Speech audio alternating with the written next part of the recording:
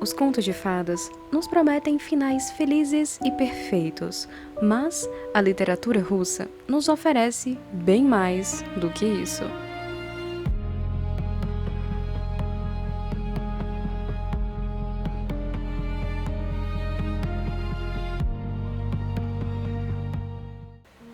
Quando pensamos em final feliz, geralmente imaginamos o modelo consagrado pelos contos de fadas mais populares, com a resolução clara dos conflitos e a restauração da harmonia na vida dos personagens.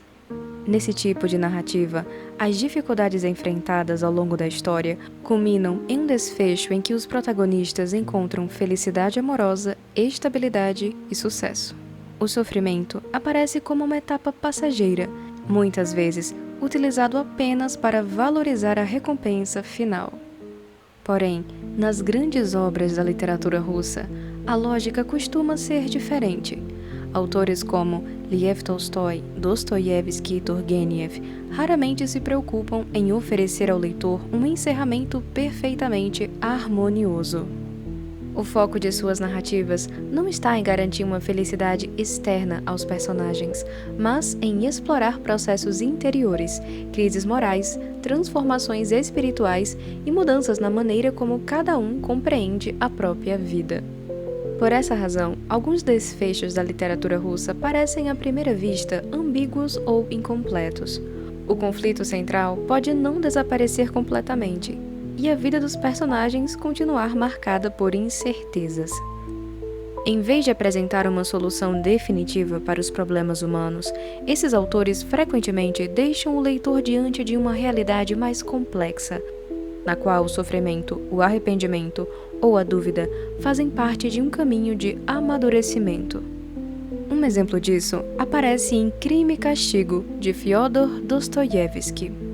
À primeira vista, o destino de Raskolnikov dificilmente poderia ser chamado de feliz. Depois de ser atormentado duramente pela própria consciência, ele é julgado e condenado por seu crime e enviado para a Sibéria. No entanto, é justamente ali, após enfrentar as consequências de seus atos e reconhecer sua própria culpa, que começa a surgir nele uma verdadeira transformação interior. O romance termina não com a resolução completa de sua vida, mas com o início de um processo de conversão. O final, portanto, não oferece ao personagem uma felicidade imediata e plena, e sim a esperança de recomeço e de uma mudança de vida mais profunda. Algo semelhante e um pouco mais reconfortante acontece em A Morte de Ivan Ilitch, de Lev Tolstói. Durante quase toda a narrativa, Ivan Ilitch vive mergulhado em angústias diante da própria morte iminente. No entanto, nos momentos finais de sua vida, ele experimenta uma mudança profunda. Ao reconhecer o vazio de sua existência passada e ao abrir-se para uma atitude de compaixão e humildade, ele encontra uma espécie de libertação interior. E é justamente nos seus últimos instantes de vida, diante da morte, que ele encontra a luz que tanto precisava. Já em Os Demônios, também de Fyodor Dostoiévski, temos um final bem mais sombrio. Nesse romance, uma cidade acaba sendo dominada por intrigas políticas, niilismo e violência, culminando em uma sequência de tragédias e barbáries que levam muitos personagens à ruína completa. Dostoiévski usa todo esse caos para nos fazer refletir sobre algo muito mais importante. O verdadeiro drama dessa história não está apenas na violência e nas crueldades cometidas, mas no vazio espiritual que as torna possíveis. Ao retratar o que acontece quando uma sociedade abandona completamente suas referências espirituais e morais, Dostoiévski aponta indiretamente para aquilo que poderia salvá-la, mostrando que quando os homens perdem todo o senso de verdade, responsabilidade e transcendência, acabam inevitavelmente mergulhando na destruição do outro e de si mesmos, e tornam-se capazes de agir como verdadeiros demônios. Nesse sentido, o romance não oferece ao leitor um final feliz em que os maus se arrependem e os bons são recompensados. Não há reconciliação, nem promessa de vida melhor para os personagens. O que Dostoiévski oferece é algo diferente. e mais inquietante: uma revelação moral. A esperança do romance não está no destino dos personagens, mas na própria lucidez da obra e no alerta deixado aos leitores. Assim, mesmo em um dos romances mais sombrios da literatura russa, permanece uma ideia profundamente característica dessa tradição: a de que encarar a verdade, por mais dura que seja, pode ser o primeiro passo para alcançar uma visão mais lúcida de si mesmo e da realidade.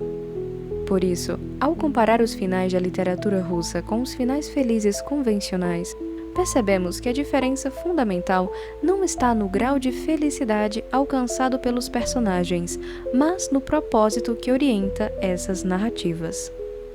Por essa razão, mesmo quando os desfechos permanecem marcados pela dor ou pela incerteza, na literatura russa, o que realmente importa é se, ao atravessar a crise, os personagens ou os próprios leitores chegam a enxergar algo essencial sobre a realidade ou sobre a sua própria vida.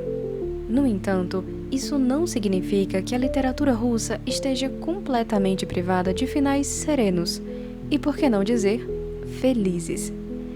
Nesses casos, a felicidade não aparece como uma conquista espetacular, mas como uma espécie de maturidade alcançada após alguma experiência de perda ou aprendizado. Um exemplo disso é Felicidade Conjugal de Tolstói. Nessa novela, acompanhamos o desenvolvimento da relação entre Masha e Sergei Mikhailich. Os dois acabam se casando. E no início do casamento, Masha estava completamente apaixonada e cheia de idealizações, e desfrutava do entusiasmo dessa paixão, assim como em inúmeras histórias de amor. No entanto, ao longo do tempo, Masha passa por desilusões, crises e mudanças na forma como enxerga o amor e o próprio casamento. Sem eliminar completamente as dificuldades da vida, nem transformar os personagens em figuras idealizadas, o final da narrativa sugere que a verdadeira felicidade conjugal não está na intensidade passageira da paixão inicial, mas em uma forma de amor mais maduro, construído sobre a compreensão e o compromisso de uma vida compartilhada. Trata-se de uma felicidade menos dramática e mais silenciosa, onde a harmonia nasce da maturidade e da aceitação das imperfeições da vida.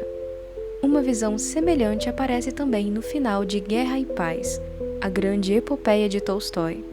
Após anos turbulentos marcados pelas guerras napoleônicas e pelas crises pessoais dos personagens, o romance termina não com um grande triunfo heróico, mas com uma imagem de estabilidade familiar. Personagens como Pierre Bezukhov e Natasha Rostova encontram uma vida doméstica tranquila, construída sobre afetos, filhos e responsabilidades. A felicidade que aparece ali já não é o entusiasmo romântico do início da história, mas uma forma mais serena de paz conquistada depois de muitas transformações interiores e desilusões. Assim, mesmo quando Tolstói apresenta um final claramente harmonioso, ele não recorre à fantasia de uma felicidade perfeita ou extraordinária. A plenitude humana, para ele, parece estar muito mais próxima da simplicidade da vida familiar, da convivência cotidiana e do amor amadurecido pelo tempo. Essa felicidade, discreta e silenciosa, talvez seja uma das expressões mais características do que poderíamos chamar de um verdadeiro final feliz na literatura russa. No fim, a questão mais importante não é se existem finais felizes na literatura russa, mas o que essas obras nos ensinam sobre a dura realidade da vida e sobre a verdadeira felicidade, que não está em viver sem dores ou pesares, mas em atravessar o sofrimento, ou ao menos suportá-lo, sem perder a consciência e a humanidade, permitindo que essa experiência nos transforme e aprofunde a maneira como compreendemos a nós mesmos e a nossa própria vida. Se você gostou do vídeo, deixe o seu like e compartilhe com alguém que também merece conhecer essas grandes obras e, quem sabe, também ser transformado por elas. Inscrevam-se no canal, fiquem com Deus e até a próxima!